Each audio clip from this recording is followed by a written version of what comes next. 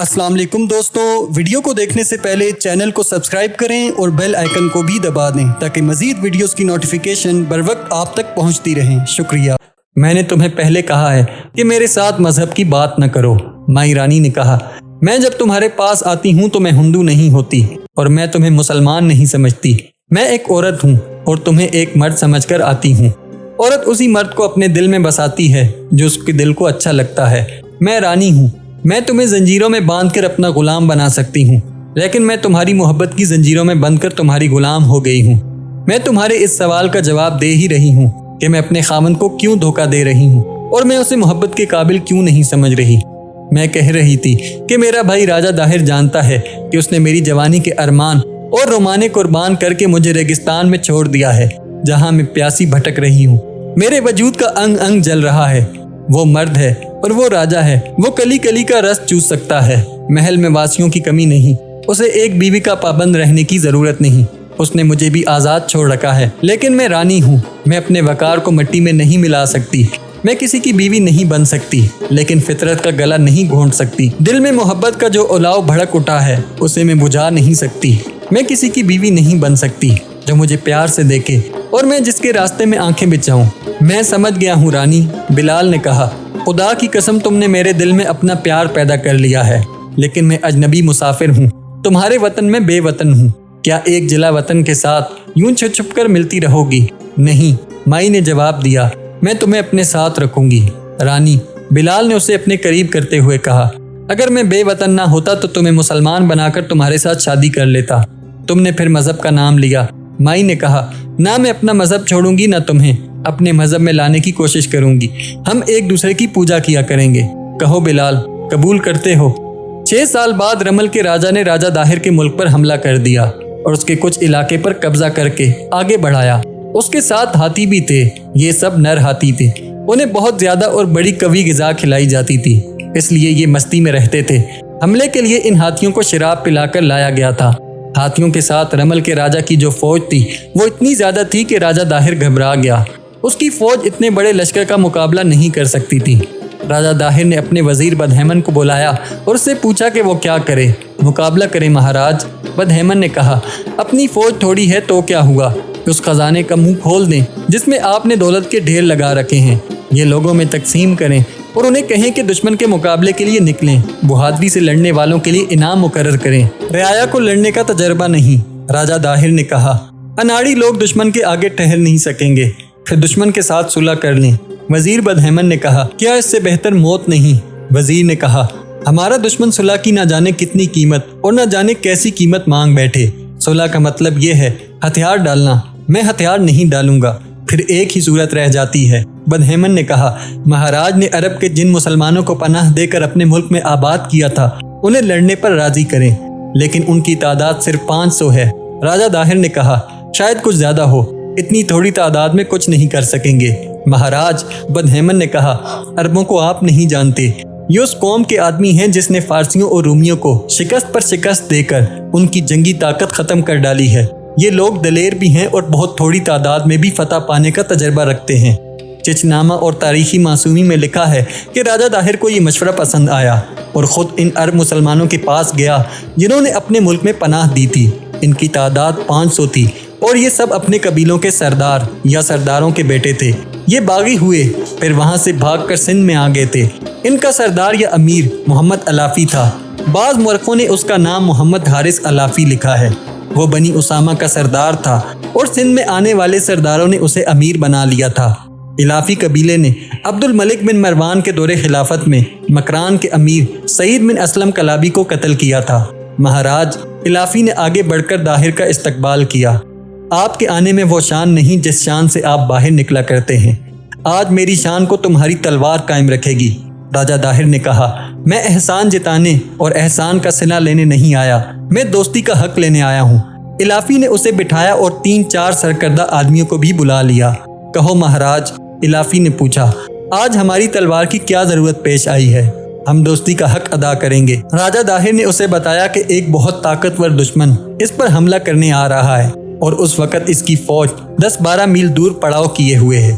خدا کی قسم عرب کے مسلمان کسی کا احسان بھولا نہیں کرتے۔ الافی نے کہا، ہم دوستی کا حق ادا کریں گے، حق ادا نہ ہوا تو جانیں دے دیں گے، پھر کوئی ترکیب کرو اور میرے راجا کو اس دشمن سے بچاؤ۔ داہر نے مایوس اور ہارے ہوئے لہجے میں کہا، مجھے اطلاع ملی ہے کہ دشمن کے پاس ہاتھی ہیں جو بدمست ہیں، ان کی یلغار کو تو کوئی فوج برداشت کر ہی نہیں سکتی، ان کی چنگھاڑ سے ہی فوج پر دہشت طاری ہو جاتی ہے۔ کیا آپ لوگ ان ہاتھیوں سے مقابلے کی کوئی ترکیب سوچ سکتے ہیں؟ اے سندھ کے راجا، ایک بوڑھے عرب سردار نے کہا، آج سے 40 سال پہلے کے دن یاد کر، تو اس وقت چھوٹا ہوگا۔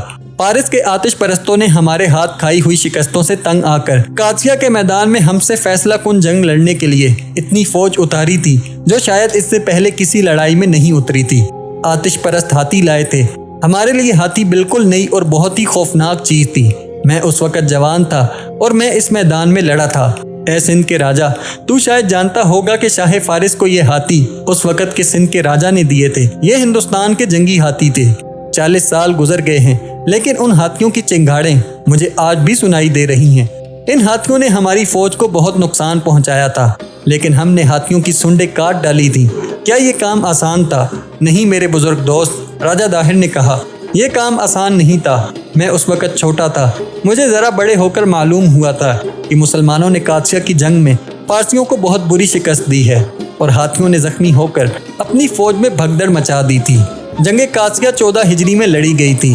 اس وقت شاہ فارس یزوگر تھا۔ اس نے مختلف ملکوں سے فوجی مدد یہ کہہ کر مانگی تھی کہ اسلام کے سیلاب کو روکا نہ گیا تو کوئی اور مذہب زندہ نہیں رہے گا اور سب مسلمانوں کے غلام ہوں گے۔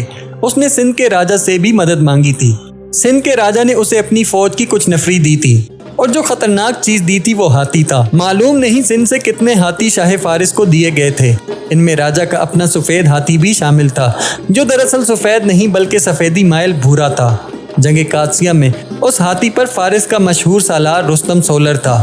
وہ مسلمانوں کے ہاتھوں مارا گیا تھا، اسی لیے میں تمہارے پاس آیا ہوں۔ راجا داہر نے کہا، ہاتھیوں کا مقابلہ تم ہی کر سکتے ہو، میں نے تمہاری مدد کی تھی، تم میری مدد کرو، ہم مدد کو پہنچیں گے۔ الافی نے کہا، ہمیں اللہ پر بھروسہ ہے، ہاتھی انشاءاللہ میدان میں آگے نہیں آئیں گے، ہم میں لڑنے کے قابل جتنے بھی آدمی ہیں وہ لڑیں گے، آپ ہمیں تھوڑی سی فوج دے دیں، باقی فوج کو آپ ابھی ادھر روانہ کر دیں جدھر دشمن پڑاؤ کیے ہوئے ہیں، اس کے پڑاؤ سے کچھ دور آپ کی فوج پڑاؤ کرے اور اپنے ارد گرد خندق کھود دے، مجھے اپنے 500 سوار دے دیں، باقی میرے اپنے سوار ہوں گے، اس کے بعد جو ہوگا وہ آپ کا دشمن بھی دیکھ لے گا اور آپ بھی دیکھ لینا۔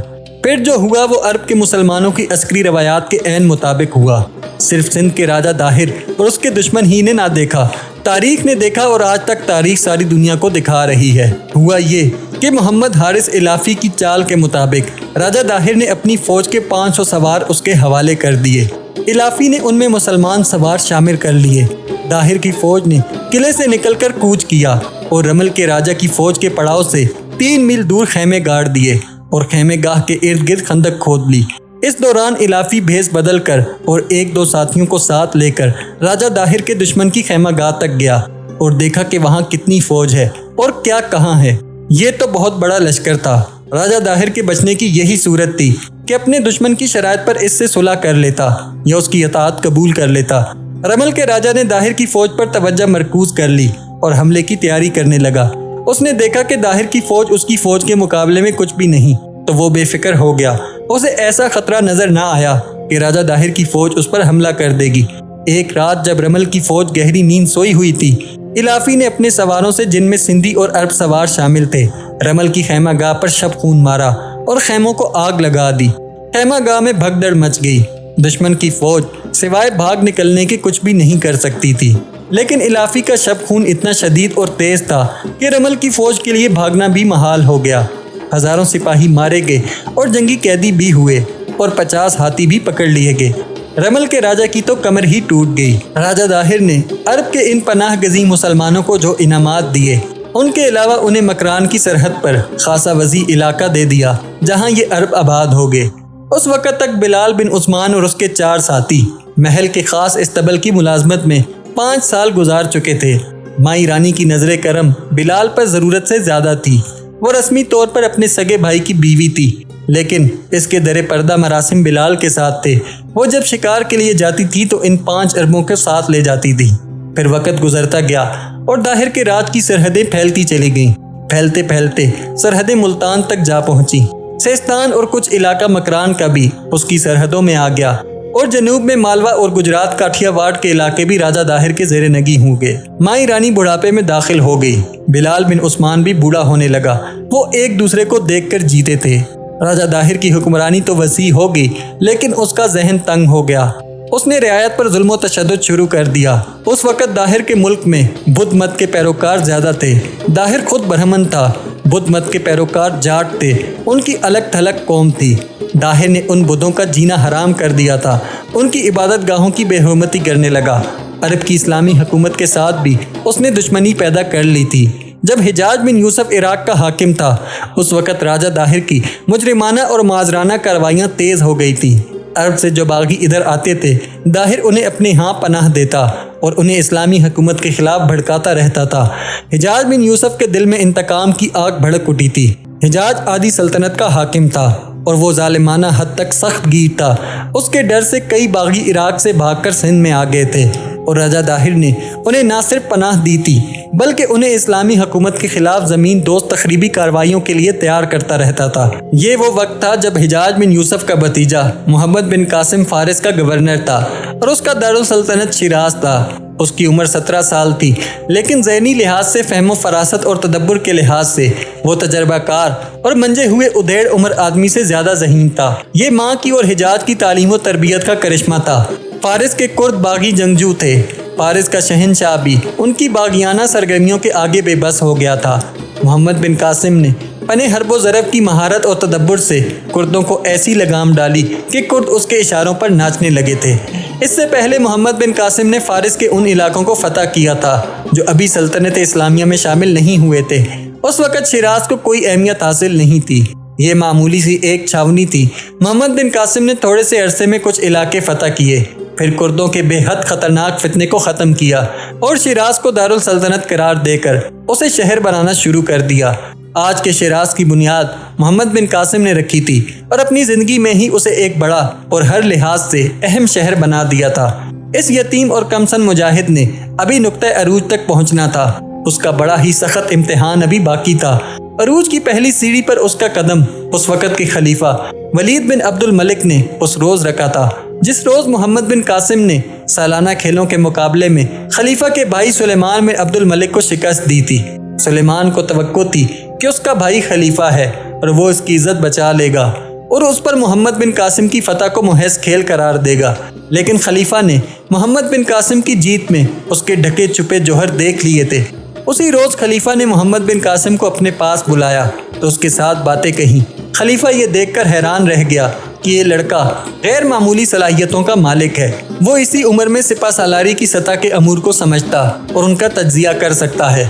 ابن یوسف، خلیفہ نے حجاج بن یوسف سے کہا، خدا کی قسم یہ لڑکا عظیم سالار بنے گا اور آنے والی نسلیں اس کے نقش قدم پر چلیں گی۔ اس جیسے انسان اپنی قوم کے لیے خدا کا بہت بڑا انعام ہوا کرتے ہیں۔ اسے لے جاؤ یوسف کے بیٹے، اسے سالاری کے عہدے پر رکھ لو۔ مورخوں نے اس دور کے واقعہ نگاروں کے حوالے سے لکھا ہے کہ محمد بن قاسم کا رنگ گلابی سا تھا، آنکھیں بڑی تھیں اور ان میں جو چمک تھی وہ دوسروں کو محصور کر لیتی تھی۔ پیشانی چوڑی تھی، بازو سڈول اور لمبے تھے، جسم بھرا بھرا تھا اور آواز بھاری تھی۔ جسم میں روب اور جلال تھا، لیکن زبان شیریں تھی، چہرہ کھلا رہتا اور ہونٹوں پر تبسم رہتا تھا۔ محمد بن قاسم بصرہ آیا ہوا تھا، جہاں اس کا چچا حجاج حاکم تھا۔ محمد، حجاج نے کہا، مرنے سے پہلے میں اپنی ایک خواہش پوری کرنا چاہتا ہوں۔ کیسی خواہش چچا جان؟ محمد بن قاسم نے پوچھا۔ یہ ان خواہشوں میں سے ہے جو عزم بن جایا کرتی ہیں، حجاج نے کہا۔ میں سندھ کی راج دہانی کی اینٹ سے اینٹ بجا کر اس ملک کو خلافت اسلامیہ کے زیر نگی لانا چاہتا ہوں۔ مجھے یوں نظر آ رہا ہے جیسے میرا یہ عزم تم ہی پورا کرو گے۔ امیر المومنین کے حکم کی ضرورت ہے، محمد بن قاسم نے کہا۔ حکم لے دیں، میں آپ کا یہ عزم انشاءاللہ پورا کروں گا۔ یہی ایک رکاوٹ ہے، حجاج بن یوسف نے کہا۔ امیر المومنین ابھی اجازت نہیں دے رہا۔ میں اس کوشش میں ہوں کہ مجھے کوئی ایسا جواز مل جائے کہ میں امیر المومنین کو مجبور کر دوں کہ سندھ پر حملے کی اجازت دے دے۔